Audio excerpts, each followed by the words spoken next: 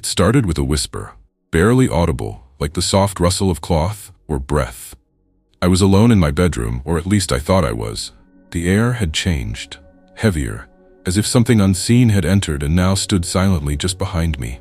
I turned around. Nothing. Only shadows. But the feeling remained, that strange, quiet certainty that someone else was there. Have you ever felt it? What if there are eyes watching you, always, just beyond the reach of your senses? What if there are moments when the barrier between this world and something else becomes thin, and something crosses through? Fritz Rienecker believed that barrier was not only real, it was alive. A respected theologian and educator, Rienecker spent decades collecting stories that defied logic, experiences that science couldn't explain, and quiet testimonies that hinted at a world just out of sight. He called it the invisible realm. And according to him, it's not only connected to our reality, it interacts with it in ways both subtle and profound. Rienecker spent his life tracing patterns that most chose to ignore. Moments when the invisible broke into the visible.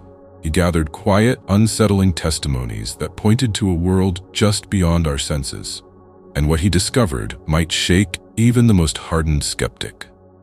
It was the height of the Second World War. Zelda Naumann woke up in the middle of the night from her own scream. She had seen everything, though she could not explain how. In her dream, a small group of soldiers crept silently through the woods under cover of darkness. Her perspective floated above them, as if she were watching from the sky. She saw their faces. One of them was her husband. Then came the moment that made her blood run cold. The enemy already knew they were coming. Hidden in the dark, waiting for the right moment to strike, they had set a perfect trap. Zelda saw it all as if she were there. Helpless, terrified, she screamed and woke herself up. Weeks later, her husband's letter arrived from the front. The reconnaissance team had narrowly avoided an ambush. According to him, they heard a strange sound, like a cry from the sky, that made them pause, change direction, and escape what could have been certain death. But how could a woman, asleep hundreds of miles away, witness a moment like that? And how could a scream in a dream echo across the real world? How can you hear a voice that doesn't belong to this world? There are stories that don't make sense on paper, but they leave a mark. The kind of stories Fritz Rienecker collected with unwavering seriousness. He believed these weren't just coincidences, but cracks in the wall between the seen and the unseen. Another crack opened one quiet evening for Elena Reich. She was engaged, waiting for her fiancé to return from abroad. That night, a wave of grief overwhelmed her out of nowhere. She collapsed into tears so deep and uncontrollable, it felt as if something inside her was breaking. Nothing had happened. No phone call, no letter. Just an invisible weight that crushed her without warning. When she wrote to him asking what had happened that evening at that exact time, his answer chilled her. He had been rushed to the hospital, doubled over in pain from a sudden attack of kidney stones that would later turn into a chronic illness. At the same moment, she wept without reason.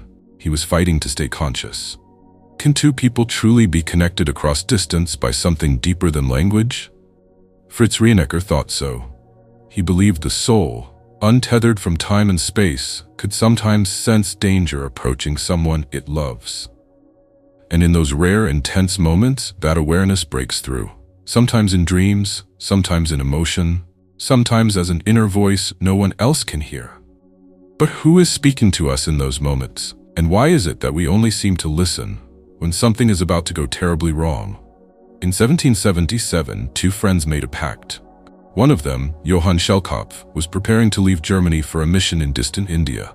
The other, Emmendorfer, stayed behind.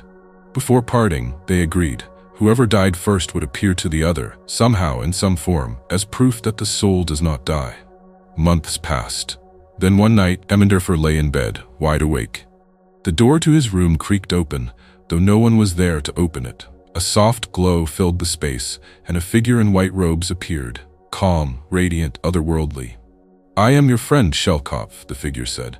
"I feel unspeakable joy where I am now, but our promise weighs on me. I've kept my word. Farewell." Half a year later, word arrived from India. Schellkopf had died in Madras at the exact time his friend had seen the apparition. Was it just grief twisting a lonely man's senses, or something far more real? Nearly 2 centuries later, Fritz Rienecker had his own experience. In the stillness of the night, during long wakeful hours, he saw them. His father, his mother, his sister. All of them had died years before.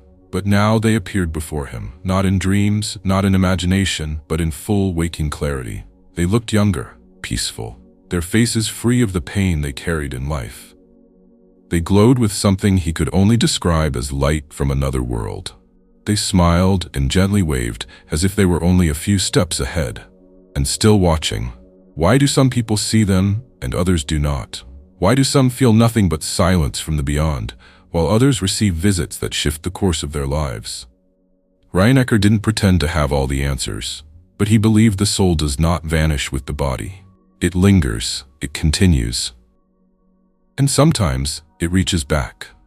One of the ways it reaches, he believed, is through dreams. Christoph Blumhardt, a young theology student, was nearing his final exam when he faced a problem. He couldn't afford the 200 gulden exam fee.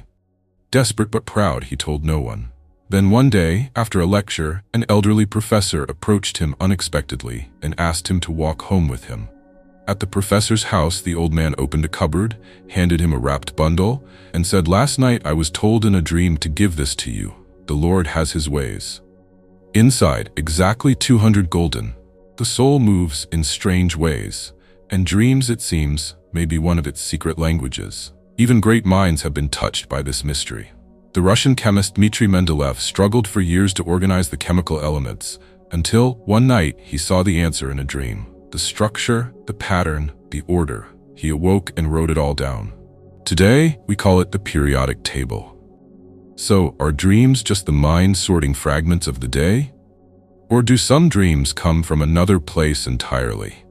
A place where the dead still walk. A place where answers arrive before the questions are asked. A place that waits for us just beyond the veil. It was late in the evening when court preacher Johann Hettinger was summoned to a secret audience with the Duke of Württemberg. The day before, Hettinger had openly rebuked the Duke for immoral behavior, something few would dare to do. Now he had been called to face him alone, behind closed doors.